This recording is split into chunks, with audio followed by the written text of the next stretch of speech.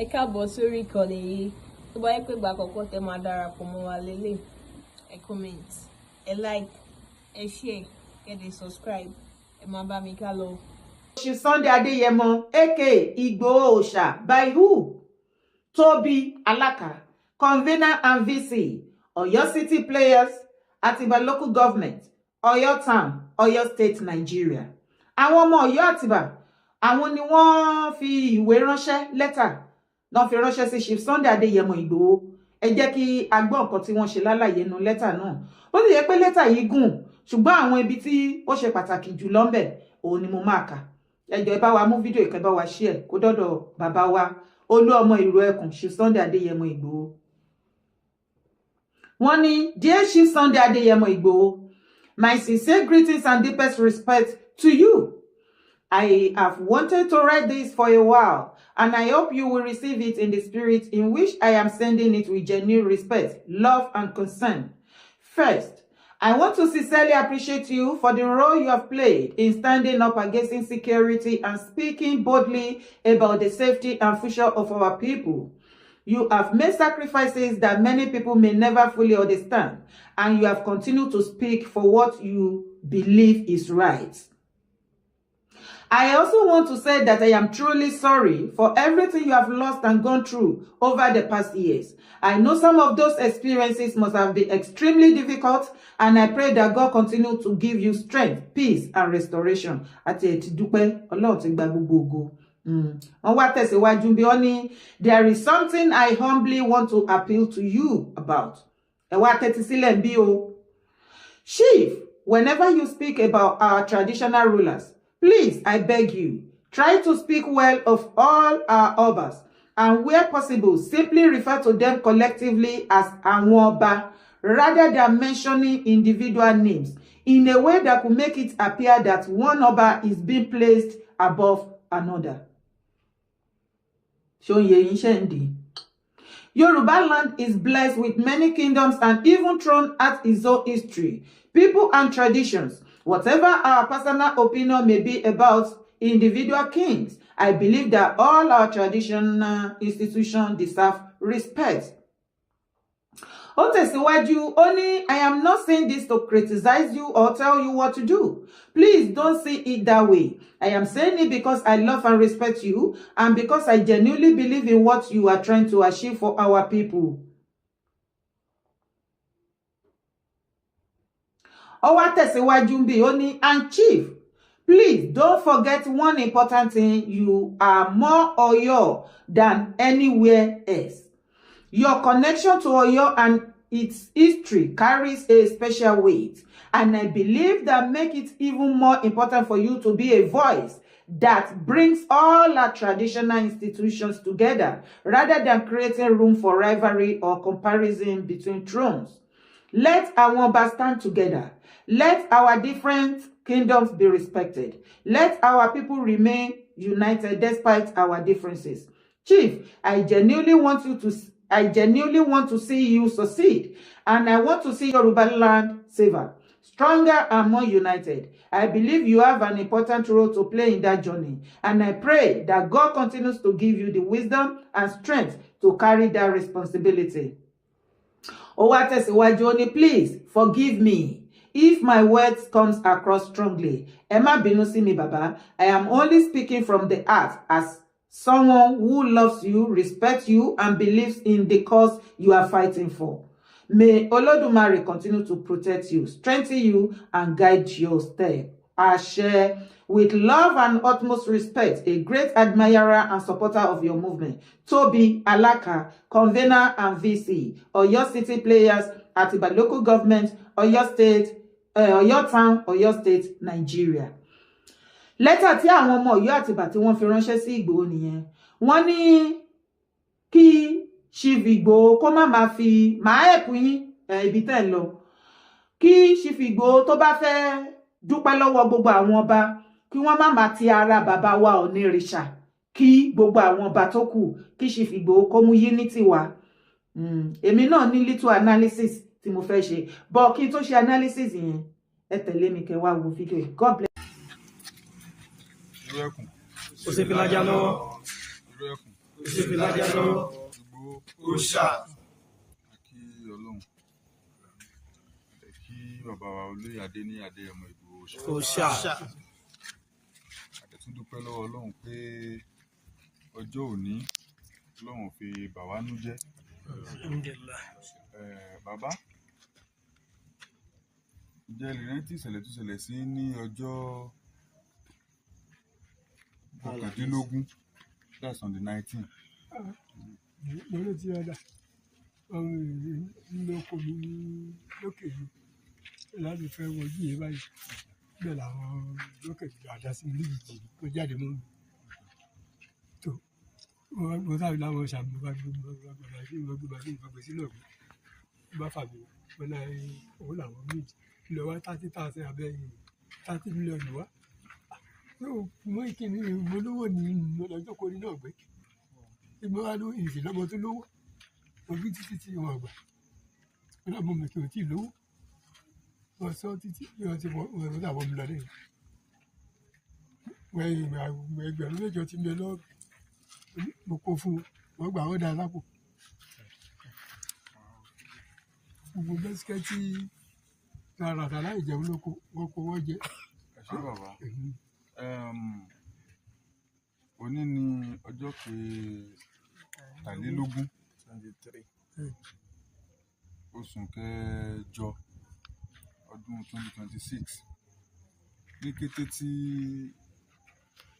èrò kan bàbá Májàsọ́lá Ìgbòho Òòṣà lára pé àwọn Fúlàní ajínigbé wọ́n jí bàbá wa yìí gbé ní ìlú Òtú Tẹ̀síwájú local government ní agbègbè Òkè Ògùn ní ìpínlẹ̀ Ọ̀yọ́. Òun ni wọ́n ti jí bàbá wa yìí gbé ní ọjọ́ náà. Ìró dẹ̀ kan bàbá wa olóyè Adéníyì Adéyẹmọ Ìgbòho Òòṣà ó kàn wọ́n lára. Ní kété tí ìró ti kàn wọ́n lára ni wọ́n ti ta àwa ikọ̀ ìlú ẹkùn tí a jẹ́ ọmọlẹ́yìn fún bàbá olóyè Adéníyì Adéyẹmọ Ìgbòho Òòṣà tí a wà ní ìpínlẹ̀ Ọ̀yọ́ pé ká gbéra ní kánmọ́nkóbó ká gbéra ká lọ sí ìlú Òtú láti lọ ṣàwárí bàbá yìí. A dẹ̀ dúpẹ́ lọ́wọ́ Ọlọ́run, a dúpẹ́ fún bàbá wa olóyè Adéníyì Adéyẹmọ tí wọ́n fira wọn jì tí wọ́n dẹ̀ fira wọn lẹ̀ lórí pé. ọ̀rọ̀ ńlá rèé o, àwọn ọmọ Ìyá Àtìbà wọ́n fi lẹ́tà ránṣẹ́ sí bàbá wa Chief Sunday Olú ọmọ Aníyìkáyé Olú ọmọ Ìrù Ẹkùn ọ̀ṣọ́ọ̀ṣì mẹ́kìn. Wọ́n ní kí Chief Ìgbòho gbogbo ìgbà tó bá ti lọ fún occasion wọ́n ní kí wọ́n má máa sọ wípé àwọn kí bàbá àwọn Ọọ̀ni ẹ bá wa ké kábíyèsí sí bàbá Ọọ̀ni kábíyèsí o kẹ́sẹ̀ ọba kó jẹ kó pẹ́pẹ́pẹ́ àdìmúlà Oòduà.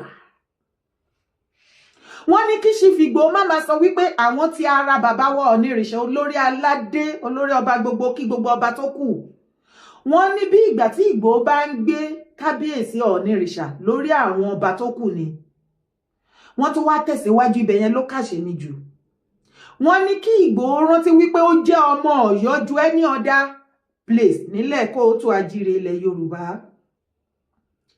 Wọ́n wá tún tẹ̀síwájú wípé àwọn rí iṣẹ́ tí onílẹ̀ gbélé Chief Sunday Adéyẹmọ Ìgbòho lọ́wọ́ láti mú unity wá láàrin àwọn ọmọ kóòtù àjíire ilẹ̀ Yorùbá tí wọ́n dẹ̀ ti ń ṣe àti lórí ètò ààbò ẹ ṣeun tẹ́tí ẹ̀ mention ẹ̀. Lára àwọn iṣẹ́ security yẹn náà òun lẹ ti rí yẹn Òkè Ògùn lọ́yọ́ state òun ni fídíò tẹ́ rí yẹn. Wọ́n ṣẹ̀ṣẹ̀ bẹ́ gbọ́ déètì ni ẹ̀bẹ́ gbọ́ déètì tó ṣẹlẹ̀ wọ́n tún ti rescue bàbá yẹn kò jù bẹ́ẹ̀ lọ. Lára iṣẹ́ tó nílẹ̀ gbé fún wọn òun náà ni wọ́n ń ṣe lọ yẹn. Now ẹ jẹ́ ká ṣàlàyé kékeré. Èmi mọ̀ wípé a máa débi tá a dé. Tí mo bá ń pe èdè wípé this is new face of Yorùbá land. Yorùbá àná ti yàtọ̀ sí tèmi. Ọ̀pọ̀lọpọ̀ yín á máa rò wípé bí yá ọ̀rọ̀ àhesọ lásán akàn sọ lásọgbọ̀n ni. Kò rí bẹ́ẹ̀ o. Ẹ̀yin náà ti rí scores, ẹ ti rí bó ṣe ń lọ àbí? Nǹkan tí o máa ṣe ní ilẹ̀ Yorùbá àná lẹ́kùnrẹ́rẹ́ tá tó ṣẹ́ dànù. Tí nǹkan kan ò ní sọ̀rọ̀, tí ò ní dúpẹ́ tí wàá ṣe tí wàá mú jẹ ní Yorùbá land tí new face of Yorùbá land tòní. o lè ṣe 1% tó bá ṣe 1% ò ní farare lọ. A fẹ́ mọ post ọjọ́ orí ẹ bó ṣe tó bó ṣe gàgàrà wàá gbọ́ kokoko wàá gbọ́ kàkàkà. Ìdí ni wípé a fẹ́ fọ ilẹ̀ kóòtù àjíire mọ́. Ẹ má dí wa lọ́wọ́ o. Ṣé wípé àwọn ọmọ Ọ̀yọ́ Àtìbà, Ọ̀yọ́ Aláàfin, ẹ̀yin ọmọ Ọ̀yọ́, ẹ lè rán Ìgbòho létí wípé kó rántí wípé ọmọ Ọ̀yọ́ state ni. Ẹ ò lè lá wípé kó bá yín gbé kó promote bàbá Aláàfin Ọ̀wọ̀ Adé bó ṣe ń gbóríyìn fún bàbá Ọọ̀ni. Ìsìn lẹ̀ṣẹ̀ rántí wípé ọmọ yín ni. Ìsìn ni Ọ̀yọ́ Àtìbà rántí wípé ṣe Sunday Adéyẹmọ Ìgbòho ọmọ Ọ̀yọ́ ni, ògo yín ni.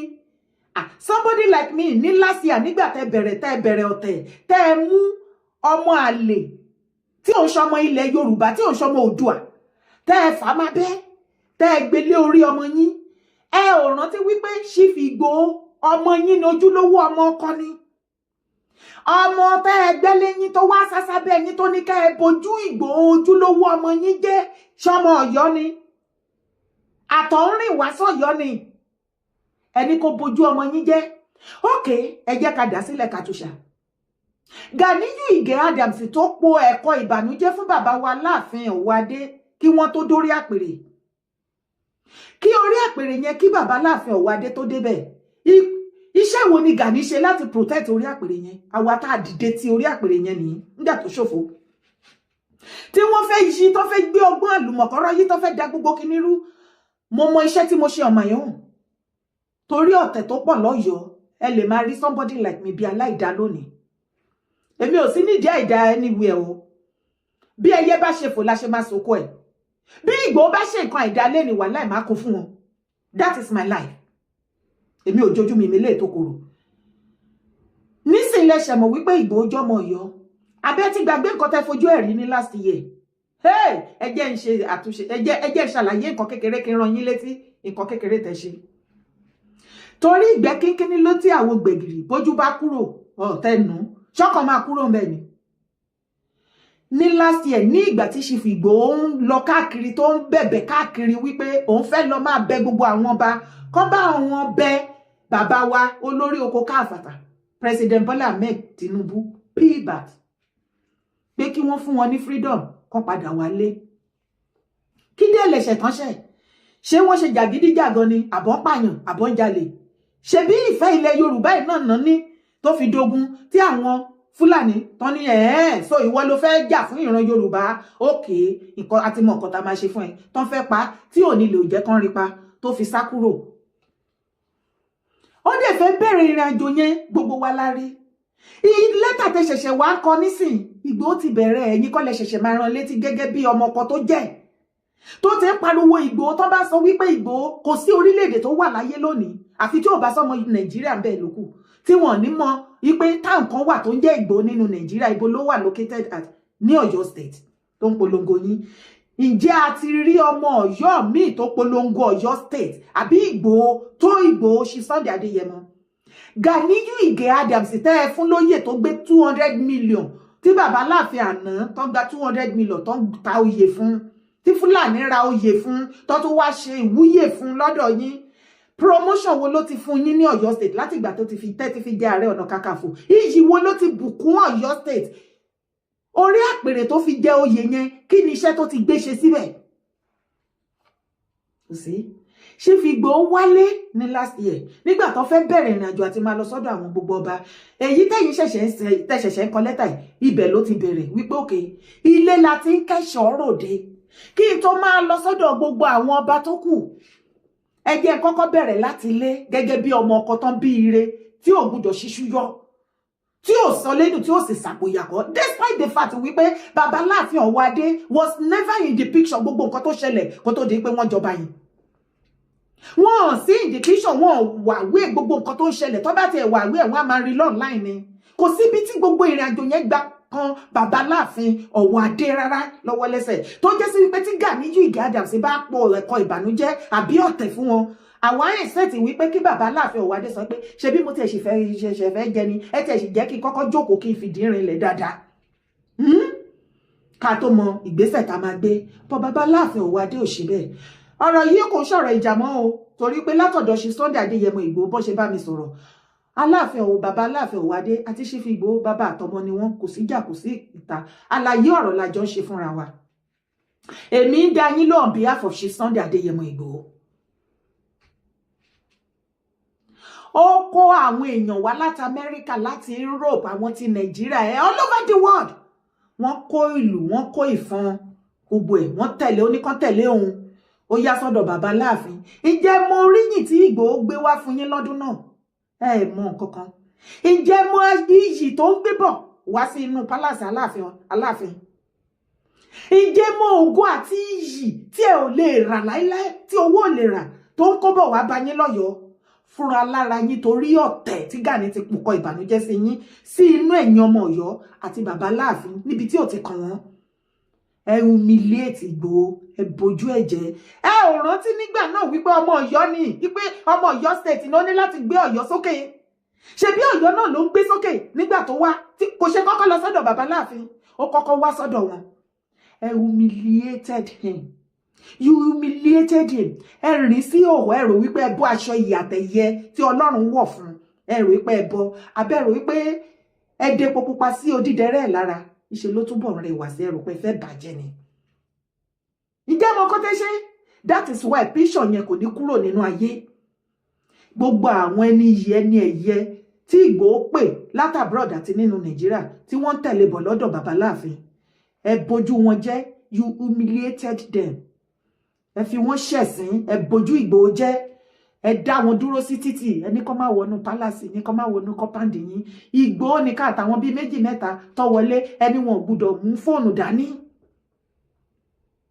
ìgbà tó tún máa bá Aláàfin ya fọ́tò ẹni kó dúró based on gbogbo nǹkan tí Gani ti sọ fún yín ta ni ọlọ̀tẹ̀ láàrin yín àti Ìgbòho mò ń bọ̀ mi tí ìdè mo tún ní fídíò kan tí mo fẹ́ fi hàn yín ẹ tún tẹ̀lé mi kẹwàá wò. lọ́dún kan ni Ọbásanjọ́ ránṣẹ́ pé ìjà Fáṣẹ̀hùn àti Gani kán lọ parí ẹ̀ ní Ifẹ̀ àwọn ọba mọ́kànlá dẹ̀ jókòó wọ́n dẹ̀ ní ẹmọ èèyàn 50-50 wá bẹ́ẹ̀ ni kìíní gbà mí àwọn ìyókù ń bọ̀ wọ́n lòdù èrò wá inú ààfin Ilé Ifẹ̀ ni wọ́n pa bàbá Oòduà Fáṣẹ̀hùn sí ó gbàwẹ̀ níjọ́ náà ọ̀run ló ti lọ sínú àwọn ọba mọ́kànlá ló ròkù níjọ́ náà bàbá Frederick Fáṣẹ̀hùn bẹ́ẹ̀ ni bàbá Oòduà rẹ̀ inú ààfin Ifẹ̀ náà pa sí níjọ́ náà àwọn ọba mọ́kànlá ló ròkù níjọ́ náà ẹ̀yin náà ẹ wá fẹ́ jà fún Yorùbá ẹ̀dẹ̀ ti ta ẹ̀jẹ̀ sílẹ̀ níwájú Odùduwà tẹ́ ẹ bá mọ̀ pé ẹ fẹ́ fà ẹ lọ bẹ́ẹ̀ ni. ọ̀rọ̀ tẹ́ sọ yìí àṣírí ni àbí n táwọn èèyàn mọ̀. n táwọn èèyàn mọ̀ ni níjọ́ tí Gani wá sí Ọ̀wọ̀ ọkọ̀ 40 ló kó dání mọ́tò 37 ni wọ́n jó lẹ́yìn ẹ̀ láàfin Ọlọ́wọ̀ àwọn Palace Boys náà sọ fẹ́mi ó ní yẹ̀yẹ̀ tí ẹ pa níjọ́ náà àwọn 72 náà kọ́kọ́ pa níwájú ilé Ọlọ́wọ̀ níjọ́ náà lọ́hùn lọ́jọ́ dojú ogun kọ́ra wọn. ní báyìí sìn ẹ̀yin náà tẹjú mọ́ fídíò yẹn ẹ lísìn dáadáa kẹ́ wo àrà tí Gani ti dá ní ilẹ̀ Kóòtù Àjíire ẹ wò ìtàn ló lọ dá ní Ọ̀wọ̀ ẹ wò èyí tó ṣe fún bàbá late Fáṣẹ̀hùn the founder of OPC tó fọwọ́ ara wọn a medical doctor tó jókòó tó wo ọjọ́ ọ̀la ilẹ̀ Kóòtù Àjíire tí wọ́n dálẹ̀ wọ́n pè ẹ́ kó wá jẹun o mẹ́ni tó ní nǹkan olóúnjẹ ó dì í lọ́wọ́ dání títí ogun yìí ló gbé tí máa yẹn títí tí máa yẹn fi wọnú sàré ṣé ká tún lajú kalẹ̀ kó tún rán Ìgbòho lọ bó ṣe rán Fáṣẹ̀hùn bàbá Fáṣẹ̀hùn láéláé as a matter of fact Gani ò ní agbára yẹn mọ́ ní ilẹ̀ Kóòtù Àjíire ilẹ̀ Yorùbá it is over. Now back to the matter. Ìgbòho gbé gbogbo àwọn èèyàn wálé kí wọ́n wá jẹ ẹyin sí kán wá mọ bí Ọ̀yọ́ state ṣe rí bí orí àpèrè Aláàfin ìbá jẹ́ wípé ní ọjọ́ yẹn ẹ àlọ́ Ìgbòho kó wọlé àti gbogbo àwọn èèyàn kí wọ́n ṣe bó ṣe fẹ́ ṣe ìjẹ́ mọ irú iyì tó máa wà pẹ̀lú yín ní orí àpèrè Aláàfin. Kí ló kan bàbá Aláàfin Ọ̀wọ̀ Adé ẹ̀yin èèyàn mi ẹjọ́ ẹ máa bú bàbá Aláàfin ẹjọ́ mo ń ṣe àlàyé ọ̀rọ̀ ni àwọn mistake tó ti ṣe sẹ́yìn bóyá wọ́n á rí lára ẹ̀ tá fi control ọjọ́ iwájú ìwọ àtẹ̀mí jẹ́ ká lẹ́ni bẹ́ẹ̀ Kí ló kan bàbá Aláàfin Ọ̀wọ́adé láti wúrú ìwà tí wọ́n wù sí Ìgbòho? Ṣé wọ́n ti míìtì Ìgbòho rí ni? Ṣé àwọn àti Ìgbòho ti sọ̀rọ̀ rí wọ́n ní? Ṣé wọ́n ti bá Ìgbòho ṣe rí ni? Tí Gani bá tẹ̀ wá pòkọ ìbànújẹ́ gẹ́gẹ́ bí Ààrẹ Ọ̀nà Kakanfò torí àpèrè Aláàfin fi jẹ, ó wá pòkọ ìbànújẹ́ fún àwọn ojúlówó ọmọ yín àtọ̀húnrìnwá ènìyàn àlejò lásán tí ò lẹ́bí tí ò lára tí ò síbi tó gbà pamọ yín ní Ọ̀yọ́ state, tó jẹ́ sí wípé láti ìgbà tó ti fi jẹ oyè yẹn kò sí nǹkan ẹyọ kan báyìí tá a lè tọ́ka sí, tẹ́yìn ọmọ Ọ̀yọ́ lè tọ́ka sí tí Gani mú wá bóyá bíi glory bíi oríire àbí anything tó jẹ́ positive thing tó gbé fún yín lọ́yọ̀ọ́. It has been this Ìgbòho là ń pariwo Ìgbòho Ọ̀yọ́ state. Ìdí ẹ̀mọ́ nǹkan tẹ́ ṣe fún Adéyẹmọ ní last year bẹ́ẹ̀ ṣe yẹ̀yẹ́ ẹ̀yin lẹ yẹ̀yẹ́ lọ́yọ̀ọ́. Ẹ rò wípé ẹ mú ẹja jálajàla ẹja ṣàkàṣàkà ẹni kò ní pé mọ́. Ẹ mú aṣọ ìyá rẹ̀ ẹ rò wípé ẹ ti bọ́. Ìgbà tọ́lọ́run máa wá ṣe, Ọlọ́run wá wọ aṣọ ìyè àti ẹ̀yẹ àti ògo tí ẹ̀dá alààyè ò lè bọ́, ó gbé wọ̀ lọ́rùn. Ẹ bojú ẹ̀jẹ̀ ẹ disgrace ẹ lọ́dọ̀ gbogbo àwọn tó tẹ̀lé àwa tá à ń wò wọ́n látorí ìkíní. Ìrẹ̀wẹ̀sì bá wa. Ìjẹ́ tí ẹ mọ nǹkan tẹ́ ṣe. Ní ìgbà tí ẹ ṣe irú ìwà tẹ́wù sí yẹn, tẹ́ humiliate ẹ̀bẹ̀ yẹn, tẹ́ rìn sí òhò, tẹ́ bojú ẹ̀jẹ̀ tàlejò. Gbogbo àwọn ọmọ kóòtù ajíire Yorùbá tó kù bíi Lagosian, Kwara, Kogi, Èkìtì, Ondo, Ọ̀ṣun, Ògùn, gbogbo wa wá wò pé ṣáwa nìkan àwa là ń gbé Ìgbòho, ṣé Ìgbòho ò dá nílé nítorí ilé náà ti ń kẹ́ṣọ́ ròde? Ṣé Ìgbòho ò dá nílé ni? Ṣé ó ti bá lé jẹ́ ni? Kí ló lè fà tó fi lè bojú ẹ̀jẹ̀ nínú ilé? Torí tí Ìgbòho bá lọ káàkiri gbogbo every other area tó ń gbé gẹ́gẹ́gẹ́ bẹ́ẹ̀ yẹn, tó bá wá sí orísun ẹ̀ gangan, ó yẹ kó triple bó ti ń ṣe fún tẹ́lẹ̀. Ṣùgbọ́n ẹ̀yin ẹ gbé wálẹ̀ ẹ pa ògo yẹn mọ́lẹ̀, ẹ rí ẹ fẹsẹ̀ tẹ́ mọ́ràn fọ̀rọ̀fọ̀, ẹ rò wípé ó ti tán. Gbogbo blogger tó dìde lọ́yọ́ state kò sí blogger ẹyọ kan both home and abroad nínú yín tó speak on his behalf ní last year. Ẹ sọ̀rọ̀ débi wípé kò sí story tá ẹ sọ tán nípa Ìgbòho. Kò ṣe yín kò ṣe kókó ó gbé iyì wá ka yín mọ́lé ni o. Torí ẹ rò wípé tí Aláàfin bá ti treat fọ́kọ̀pù ẹ̀, bóyá bàbá Tinubu ò ní gbọ́ ní Aláàfin ò ní lè bá bàbá Tinubu sọ̀rọ̀, wọn ò ní fún ní freedom because Ganiyu Ige Adams kò fẹ́ not even in the next 20 years kí wọ́n gbúrò Ìgbòho nínú Nàìjíríà. Ẹ wá bojú ẹ̀jẹ̀ ẹ ipò mẹ́rẹ̀ ẹ useless ẹ ṣoríṣiríṣi, gbogbo àwa tá a wá láti ìlú bòmí wá ń wò pé kí ló wá le tó báyìí, kí ni Ìgbòho ṣe tó báyìí pé kinní kan tí ò bá jẹ́ wípé a ní Ọlọ́run. Somebody like me, mo rí wípé nǹkan tí ìrìnàjò tí Ìgbòho rìn òun gan ò mọ̀, ohun tá a ti dá mọ̀ pé ó ní láti ṣe ni. Àwa wò pé kó tiẹ̀ wá wùwà ìbàjẹ́ ó yẹ kẹ́ daṣọ bò ó. Gbogbo wa bá ara lè ràn díẹ̀, ìgbà tẹ́ bá ṣọ ìyá rẹ̀ àdáṣọjọ fún. Ẹ pò mẹ́rẹ̀, ẹ mú gbogbo ìdẹ̀tí ẹ dá sí lára, àwa bẹ̀rẹ̀ sí ní fi ọṣẹ abomi sí àfọ̀.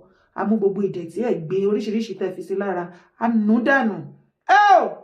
Àdìmúlà Oòduà. Bàbá Ọọ̀ni wá rí àwọn èèyàn wá lọ pé bàbá Ọọ̀ni pé wẹ́wọ́ kan kẹ́ẹ̀dẹ̀ máa wá wo gbogbo ìgbà tá à ń sọ̀rọ̀ Yorùbá nation. Ṣebí bàbá Tinubu bàbá Ọọ̀ni ni gbogbo wa kọ fún?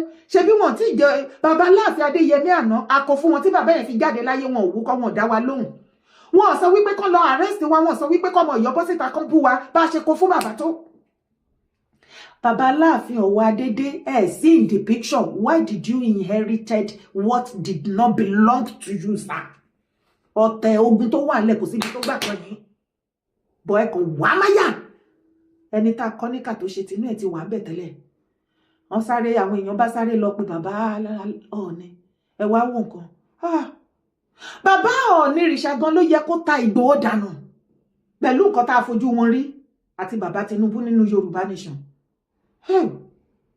Wọ́n wá pé Ìgbòho wá pé wẹ́ wọ́n kúkú ti bojú oúnjẹ ibi tó ń gbọ́kànlé inú ilé. Ìgbà tí inú ilé ti rí báyìí òun ò mọ ibi tó kù bó ṣe máa rí. Tọ́ ẹ bá mi pé bàbá Ọọ̀ni o, mo fẹ́ wá bẹ̀ wọ́n kán bá mi bẹ̀ bàbá Tinubu fún freedom mi. Bàbá Ọọ̀ni ní pé kán fún wọn lápọ̀ìsímẹ́ǹtì kan máa bọ̀. ní ọjọ́ náà gbogbo wa la rí picture tá rí fídíò ẹ wo àwọn èèyàn tó tẹ̀lé wọn Ìgbòho gan kò kọjá àyè ẹ pé ìgbà tó ti rí bẹ́ẹ̀ láti ilé ẹ̀jẹ̀ mọ iye ara mi o ìgbà tí àwọn èèyàn tó máa dé wọn ra ṣe normal pé má kọjá àyè wa ká má tún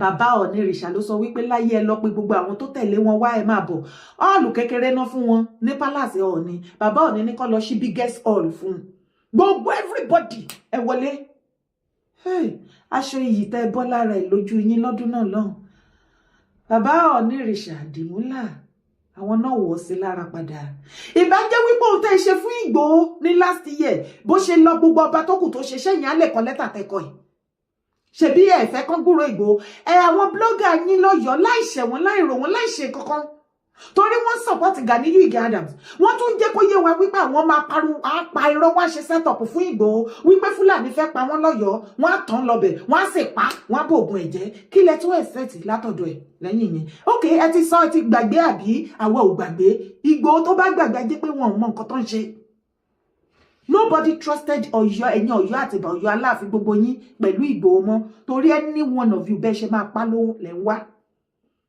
ẹ wá ní kí Ìgbòho kó máa gbé bàbá Aláàfin Ọ̀wọ̀ Adé sórí kó gbé wọn sórí Ọ̀ọ̀ni tó bá jẹ́ ìwọ tó ló jẹ́ convener lè Ọ̀yọ́ Àtìbà kí ló porúkọ ẹ̀ yìí tó bá jẹ́ ìwọ yìí ó ló wà ní position Ìgbòho kí ló máa ṣe jàre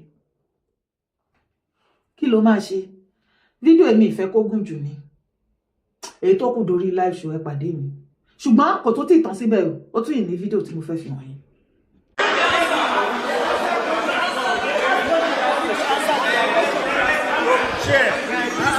Give me the mic. Hello, Nigerians. Please listen to me. Listen to me. Listen attentively. The Hausa people are awakening. Nobody can sit down and talk on Hausa people again. We must address the issue. This is our time.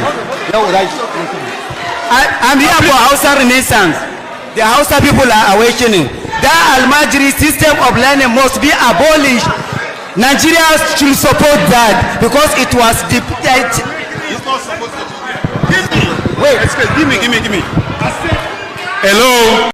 Kódógún bọ́lẹ̀ dìjà kó dìjà bọ́lẹ̀ dógún kódógún bọ́lẹ̀ dìjà kó dìjà. This is the end of Fulani Caliphate in Nigeria.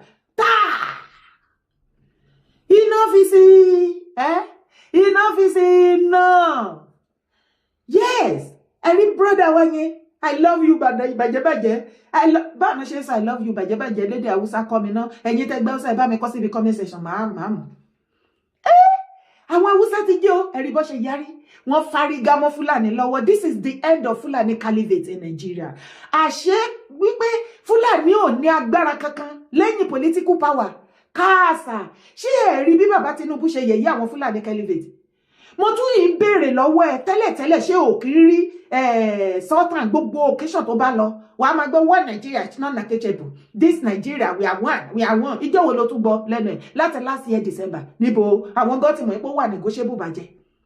All of a sudden Northern Caliphate Kaba the Fulani Caliphate lost their voices. Wọ́n wá rọ̀ bẹ̀tẹ̀ bí ẹ̀kọ́ tó ti bàjẹ́ so ẹ pàdé ọkọ̀ ìyá yín. Tó bá jẹ́ nǹkan tí bàbá Tinubu fi wo èmi leléyìí torí kò tí sí head of state àbí president tó jẹ́ tó ìlú ojú àwọn Fulani Caliphate. Wọ́n ti ríra wọn bí almighty father of Nigeria.